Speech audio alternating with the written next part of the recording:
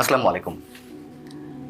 রাজনীতিতে নতুন একটি দল গঠন হতে যাচ্ছে, এটি আমরা সবাই জানি, এবং সেটি অবশ্যই ছাত্রদের নেতৃত্বে। যে ছাত্ররা সমন্বয়কের ভূমিকা ছিলেন 5 আগস্টের গণ অভ্যুত্থানে কিংবা বৈষম্য বিরোধী ছাত্র আন্দোলনে। এবং অনেকেই বলছেন যে এই যে রাজনৈতিক দলটি, সেটি হবে তৃতীয় শক্তি, রাজনীতিতে তৃতীয় শক্তির উত্থান ঘটতে যাচ্ছে। আসলে এই রাজনৈতিক দলটি সত্যি সত্যিই কি তৃতীয় শক্তির আসনে বসতে যাচ্ছে? তারা কি আওয়ামী লীগ কিংবা বিএনপিকে চ্যালেঞ্জ করতে পারবে?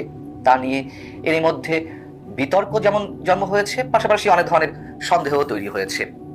বিষয়টি হচ্ছে কি, প্রথম থেকে আমি বলে আসছি, এই দেশ স্বাধীন হওয়ার আগে এবং পরে যতগুলো অভ্যুত্থান সংঘটিত হয়েছে তার প্রত্যেকটিতে অবশ্যই ছাত্ররা নেতৃস্থানীয় ভূমিকা পালন করেছে, এবং তারা তাদের কাজটি করে দিয়ে আবার তাদের জায়গায় ফিরে গেছে। তারা যে আবার রাজনীতিতে সক্রিয় হননি তা কিন্তু নয়।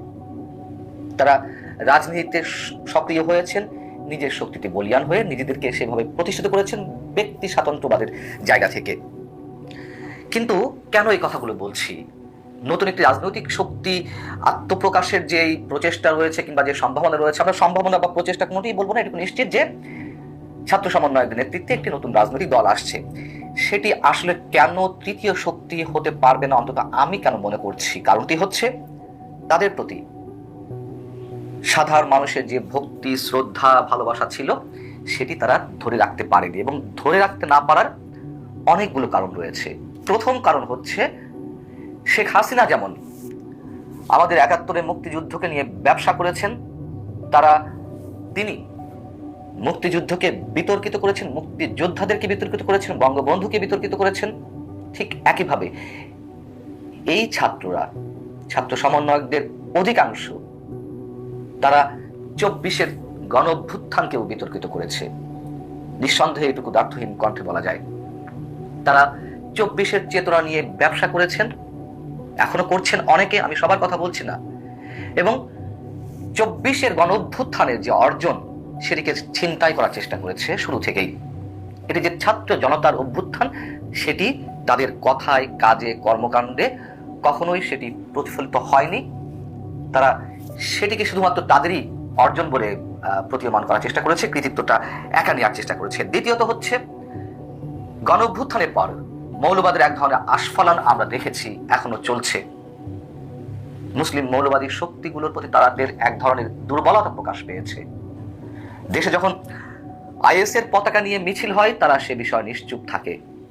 দেশে যখন পাকিস্তানি ভাবধারা পুনঃপ্রতিষ্ঠার কথা প্রকাশ্যে বলা হয়, তারা চুপ থাকে।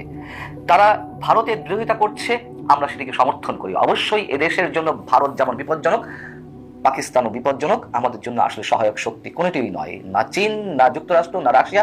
সেটি সবসময় আমার বক্তব্যে আমি বলার চেষ্টা করি। কিন্তু তারা একটি বিশেষ শক্তিকে প্রশ্রয় দেওয়ার চেষ্টা করছে, বা তাদের কর্মকাণ্ডের মাধ্যমে সেটি ফুটে উঠেছে। আমরা দেখলাম যে মাজারের উপরে আঘাত হানা হলো, মাজার ভাঙচুর করা হলো, সেটি নিয়ে কোনো কথা না। হ্যাঁ, এটাও সত্য কথা যে হিন্দুদের রক্ষার জন্য তারা অনেক কিছু করেছে। শুধু তারা নয়, জামাত ইসলামী, বিএনপি, তারা অনেক ধরনের চেষ্টা করেছে, এবং হিন্দুদেরকে তারা রক্ষা করেছে ঠিকই। আগেই বলেছি, ভারত বিরোধিতায় তাদের যে ভূমিকা, সেটিকে আমরা সাপোর্ট করি। কিন্তু তাদের এই ভারত বিরোধিতা এক অংশে আমাদের কাছে সন্দিগ্ধ মনে হয়েছে। এদেশে শুধু ভারত বিরোধিতা করলেই গণমানুষের সমর্থন পাওয়া যায় না।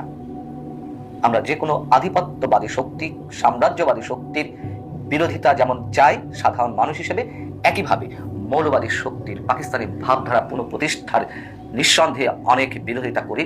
আমরা করি মানে আমরা সাধারণ মানুষ, সেটি তারা প্রমাণ করতে সক্ষম হয়নি। সবচেয়ে বড় কথা হচ্ছে, তাদের মধ্যে যে কর্তৃত্বসুলভ আচরণ, সবকিছুতে এক ধরনের ঔদ্ধত্য প্রকাশ পেয়েছে, সেটি সাধারণ মানুষ মেনে নেয়নি। যার কারণে তাদের সমর্থন অনেক অনেক পরিমাণ কমে গেছে। আগে তারা যেখানে সেখানে ডাক দিলে হাজার হাজার মানুষ জড়ো হতেন, এখন নিঃসন্দেহে সেটি হয় না। কেন হচ্ছে না? তারা কি এটি ভেবে দেখেছে? হয়তো ভেবে দেখেছে, কিন্তু তারা আসলে সবকিছু নিজের বলে দাবি করতে চায়, সেই জায়গা থেকে এখনো বেরিয়ে আসতে পারেনি। যখন যা চেয়েছে সেটি মানুষের দাবি বলে চালানোর চেষ্টা করেছে, যে চেষ্টাটি আমরা সবসময় আওয়ামী লীগের মধ্যে দেখেছি, স্বৈরাচারী শক্তির মধ্যে দেখেছি। আওয়ামী লীগ তো 15-16 বছর সংবিধানের দোহাই দিয়ে, সাধারণ মানুষের দোহাই দিয়ে তারা যা ইচ্ছে তাই করে গেছে। তারা বলেছে তাদের সঙ্গে মানুষ আছে। এই শক্তিও, এই ছাত্র সমন্বয়করা বলছে তাদের সঙ্গে মানুষ আছে। কোন মানুষেরা আছেন? তার ব্যারোমিটারটা কি? জনসমর্থনের? তারা ঠিক সেই কাজটি করছে, এবং রাজনৈতিক দল গঠন হবে কিনা সেই জায়গাটিতেও তারা একই ধরনের কথা বলে গেছেন বা বলছেন। মানুষ চাইলে রাজনৈতিক দল গঠন হবে, না চাইলে নয়। মানুষের মতামত নেওয়ার প্রক্রিয়াটা কি? বরং মানুষ তাদের বিরুদ্ধে ধীরে ধীরে চলে যাচ্ছে। ওই যে বললাম, কর্তৃত্ববাদী মনোভাব, তারা এমন একটি বিষয় স্টাবলিশ করেছে যে তারা যা চাইবে তাই হবে, তাদের চাওয়ার বাইরে এদেশে কিছু হতে পারবে না। এবং তৃতীয় শক্তি হিসেবে যে কিংস পার্টি গঠন হতে যাচ্ছে সে বিষয়ে তো অবশ্যই একটা লাইন বলতেই হয়। এর আগে যতগুলো কিংস পার্টি গঠন করা হয়েছে, বিশেষ করে মুয়াজ্জেমের সময়, একটিও তো টিকে নেই। আওয়ামী লীগের সময় যে কিংস পার্টিগুলো গঠন করা হয়েছে নির্বাচনে অধিক মাত্রায় রাজনৈতিক দল অংশগ্রহণ করছে সেটি দেখানোর জন্য, সেগুলো তো কোনো ধরনের কোনো হদিস নেই, সবই হারিয়ে গেছে সময়ের অতল গহ্বরে। এবং সবচেয়ে বড় যে বৈশিষ্ট্য, এখানে আগেকার কিংস পার্টিগুলো গঠন হয়েছে সরকারের ছত্রছায়ায়, সরকারের পৃষ্ঠপোষকতায়। কিন্তু বর্তমানে যে কিংস পার্টিটি গঠন হতে যাচ্ছে, আমি কিংস পার্টি বলবি স্পষ্টভাবে, সেটি গঠন হতে যাচ্ছে সরকারের শুধু সহযোগিতা কিংবা পৃষ্ঠপোষকতায় নয়, সেটি গঠন হতে যাচ্ছে সরাসরি সরকারের তত্ত্বাবধানে, সরাসরি সরকারের মধ্যে থেকে একটি অংশের নেতৃত্বে কিংস পার্টি গঠিত হতে যাচ্ছে। তার মধ্যে মাহফুজ আলম রয়েছেন ছাত্র প্রতিনিধি হিসেবে, রয়েছেন আসিফ মাহমুদ, রয়েছেন নাহিদ ইসলাম। তারা যদি এই কিংস পার্টি গঠন নাই করতো, তারা বেরিয়ে আসতো শুরু থেকেই। কেন ক্ষমতায় যাওয়া দরকার ছিল? তারা নতুন রাজনৈতিক বন্দোবস্তের কথা বলছিল, তারা যদি এতটাই তাদের মননের চিন্তা চেতনায় সৎ হয়ে থাকতো, ক্ষমতার বাইরে থেকে তারা এগুলো করার জন্য প্রেশার গ্রুপ হিসেবে কাজ করতে পারতো। কিন্তু তারা তা করেনি, বরং তাদের মধ্যে যে ক্ষমতার এক ধরনের লোভ এবং নতুন রাজনৈতিক শক্তি গড়ে তোলার এক ধরনের চিন্তা ভাবনা শুরু থেকেই, সেটি তাদেরকে আরো বিপদে ফেলবে বলে আমার কাছে মনে হয়। আগেকার কিংস পার্টিগুলো যেমন ছিটকে পড়েছে, এটিও ছিটকে পড়তে আমার ধারণা খুব বেশি দেরি হবে না। যদিও তারা বলছে সিভিল সোসাইটির বিভিন্ন প্রতিনিধি নিয়ে কোনো রাজনৈতিক দলের বিশেষ ব্যক্তিদের সমন্বয় ঘটিয়ে তারা নতুন রাজনৈতিক দল গঠন করবে, এরকমটা তো এর আগেও হয়েছে। বরং যে জাতীয় নাগরিক কমিটি গঠিত হলো ছাত্রদের নেতৃত্বে, সেই জাতীয় নাগরিক কমিটি তো এরই মধ্যে বিতর্কের সৃষ্টি করেছে। জাতীয় নাগরিক কমিটিতে কারা আছে? কোন ন্যাশনাল ফিগারটি আছে যেটির নাম দেওয়া হয়েছে জাতীয় নাগরিক কমিটি? এবং এই সরকার আসার পর থেকে -2 ফর্মুলা আবারও আলোচনায় এসেছে। আওয়ামী লীগকে নিষিদ্ধ করতে চাইছে। আওয়ামী লীগের যারা অপরাধী তাদের বিচার হতেই পারে, কিন্তু একটি রাজনৈতিক দলকে কিভাবে নিষিদ্ধ করা যায়, এই প্রশ্নটি তো উঠেছে। আর আওয়ামী লীগের লাখ কোটি মানুষ রয়েছেন, সমর্থক রয়েছেন, তারা কেন রাজনীতি করতে পারবে না? কিন্তু তারা যেভাবে হোক এটি রেজিস্ট করবে, আওয়ামী লীগকে পথে নামতে দেবে না। আবার তারেক জিয়াকে ফিরে আসার বিষয়ে এক ধরনের প্রতিবন্ধকতা তো রেখে দেওয়া হয়েছে। তার মামলাগুলো নিয়ে নানান ধরনের কথাবার্তা উঠছে। সব মিলিয়ে যে তৃতীয় শক্তির কথা বলা হচ্ছে, আমি সেটির সঙ্গে একমত নয়। তৃতীয় শক্তির রূপ দেওয়ার হয়তো চেষ্টা করা হতে পারে। জাতীয় পার্টি তো একেবারে নেই, তৃতীয় শক্তি জাতীয় পার্টি ছিল এতদিন, সেই জায়গাটিতে হয়তো জামায়াত উঠে আসবে। সব শেষ কথা, এই যে কথিত তৃতীয় শক্তির উত্থান ঘটতে যাচ্ছে, সেই তৃতীয় শক্তির নেতৃত্বে যারা রয়েছে, যে বলছিলাম সরাসরি সরকারের তত্ত্বাবধানে এই শক্তি পরিচর্যা হবে, তাহলে কি নাহিদ ইসলাম, আসিফ মাহমুদ কিংবা মাহফুজ আলমরা পদত্যাগ করবেন? নিশ্চয়ই তাদেরকে রাজনীতি করতে হবে।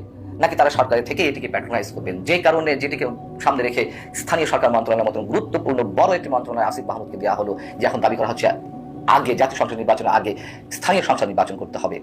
সবই তো প্রিপ্ল্যান্ড। এগুলো মানুষের বুঝতে কষ্ট হয় না, বরং আমাদের কষ্ট হয় কেন এই ছাত্র সমন্বয়করা মানুষের মনে তারা দেবতার আসনটি নিয়ে থাকতে পারলো না? কেন তারা নিজেদের মধ্যে নিজেদের কর্তৃত্ব ফলানোর জন্য, রাষ্ট্রীয় ক্ষমতার অংশীদার হওয়ার জন্য নিজেদের মানসিকতা তৈরি করলো? কষ্ট হয় আমাদের। এবং সব শেষ কথা বলতেই হয়, আওয়ামী লীগের সময় যেমন আমাদেরকে অনেকে আওয়ামী লীগের বিরোধিতার জন্য বিএনপি জামাতের দালাল বানিয়ে দিয়েছিলেন, এখন অনেকে আবার ফ্যাসিবাদের দোসর বানাচ্ছেন। এ কথা আগেও বলেছি, এখনো বলছি, বারবার বলতে হবে, তার কারণ আমাদের মুক্তি নেই। আল্লাহ হাফিজ, ভালো থাকবেন সবাই।